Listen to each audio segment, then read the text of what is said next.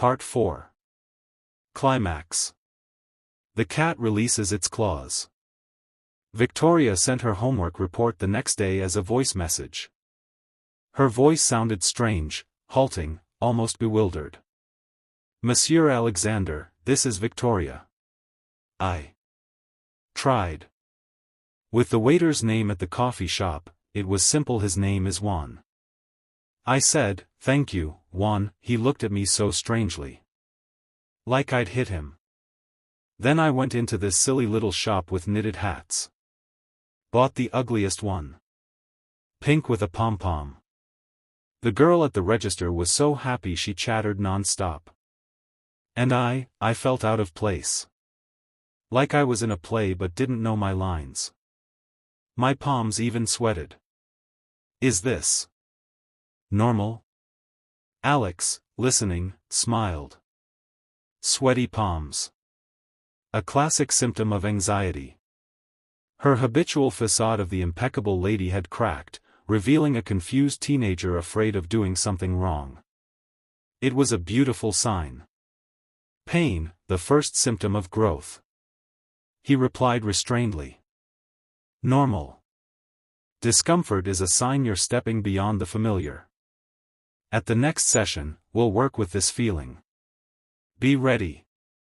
The next meeting was set at a charity evening at the Metropolitan Museum. Victoria was to attend with her father and, crucially, her role model grandmother Eleanor Vanderbilt. Alex infiltrated the event under his legend, as an old family acquaintance from Europe, Monsieur Alexander, whose interests lay somewhere between art history and social anthropology. His recommendation came from Victoria herself, adding weight in her eyes. The evening was a perfect opportunity for practice. Alex gave Victoria clear, simple instructions. First, silence is golden. For the first 40 minutes, only observe and smile. No loud comments. Second, questions instead of statements. If you want to say something, ask the interlocutor's opinion. Third, focus on one person. Choose someone outside your usual circle, like an elderly museum trustee or a modestly dressed major donor, and hold a 5-minute conversation, genuinely interested in their story. At first, everything went well. Victoria, in a dazzling but understated dress, appeared thoughtful and restrained. She nodded, smiled, asked short questions. Her father, Michael Rothschild, looked at her approvingly. Grandmother Eleanor, the old lady with a piercing gaze and an ivory cane, watched with cool, scrutinizing interest. Alex, circulating the hall with a glass of mineral water, felt a strange pride. His pupil showed progress. Look how the predator learns to tiptoe. Until someone steps on her tail. The tail came in the form of Margot, one of Victoria's friends, equally loud and caustic. She swooped in on Victoria, chirping. God, Vicky, you're so quiet today. What, your new intellectual boyfriend brainwashed you, and giggled loudly, nodding toward Alex. The old Victoria would have exploded with a sarcastic retort. The new Victoria, following instructions, merely smiled faintly and said, Margot, you're so energetic today. How's your dog shelter project? Trying to shift the topic. But Margot was relentless. She noticed the waiter serving canapes was slightly awkward, his tray wobbled, and a tiny caviar tartlet nearly fell. Nothing happened. But Margot snidely said, careful. My dress costs more than you earn in a year. And that's when Victoria glitched. Everything Alex had instilled clashed with years of conditioned reflexes. Seeing service staff humiliated was her usual backdrop. But now that backdrop was illuminated by Alexander's words. The catastrophe isn't the mishap, but your reaction to it. She saw the young waiter blush, her friend radiating poisonous pleasure. Something inside her twisted. But the glitch went an unexpected way. Instead of staying silent or joining the mockery, Victoria whirled on Margot. Her voice, cold and sharp, rang out so loudly that several pairs around turned. "Shut up, Margot. Just shut up. You're acting like a rude, ill-bred upstart. That dress, even if it costs $1 million, doesn't make you better than this person. Apologize." The silence that hung was deafening. Margot froze, her mouth agape in astonishment. The waiter stood petrified with his tray, unsure where to go. Victoria's father paled. Grandmother Eleanor raised an eyebrow, and in her eyes Alex, watching from afar, read not condemnation, but keen interest. Alex realized things were about to spiral. His plan for gentle behavior correction crumbled under an emotional tsunami. Victoria hadn't learned calm. She just redirected her aggression, from inferior to equal. It was progress, but monstrous, uncontrollable. Margot, recovering from shock, hissed. "Have you gone mad? You're defending a waiter?" "I'm defending basic decency, which you clearly lack." Victoria parried, her voice trembling with rage. A public, loud, reputation-damaging scandal brewed. That's when Alex intervened. Calmly, without raising his voice, he stepped into the circle. All eyes shifted to him. "Forgive the intrusion," he said in his impeccable, velvety voice.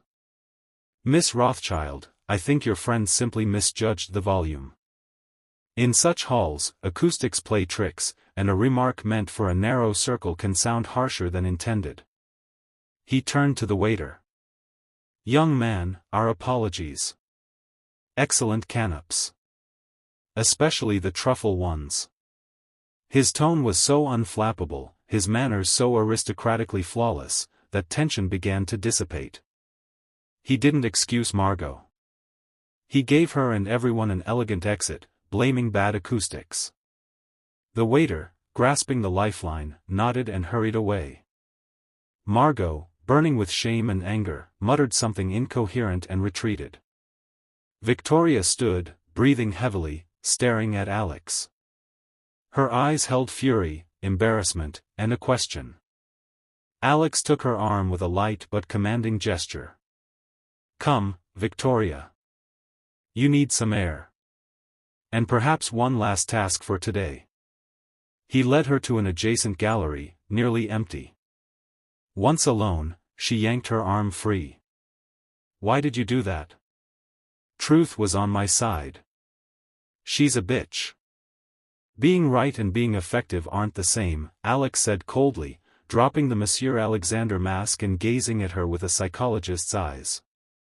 "Did you want to humiliate her? Congratulations, you succeeded for 3 seconds. Then you'd have humiliated yourself by turning it into a bizarre brawl in the museum. Do you think Grandmother Eleanor would appreciate your outburst as a noble wrath? No, she'd see loss of control. A hysteric. What you so hate in others." Victoria recoiled as if struck, tears of anger welling in her eyes. "So I should have just stayed silent?" "No. But there are a million ways to put someone in their place without stooping to their level. Cool politeness. Irony. Simply walk away. You chose the most primitive and destructive, public confrontation. You replaced one rudeness with another. Am I teaching you rudeness, Victoria?" She fell silent, head bowed. Anger gave way to shame and confusion. This was the pivotal moment. Her old system failed, the new one wasn't working yet. She was in limbo, and it was agonizing. "I don't know how," she admitted quietly. "I don't know any other way."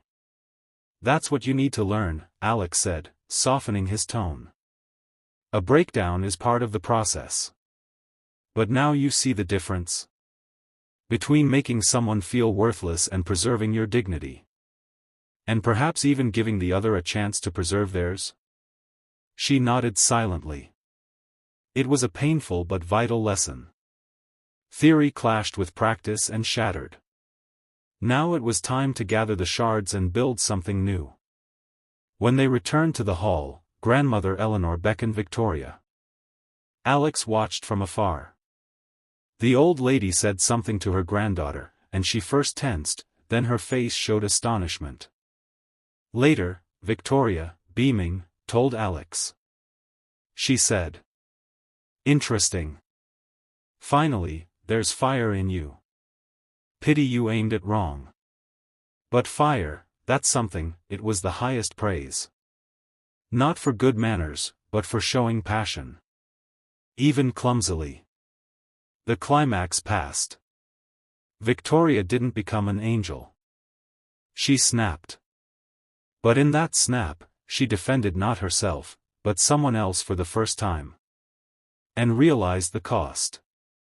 Alex knew the real work was just beginning. But the public failure was necessary. It exposed the nerves. Now healing could begin.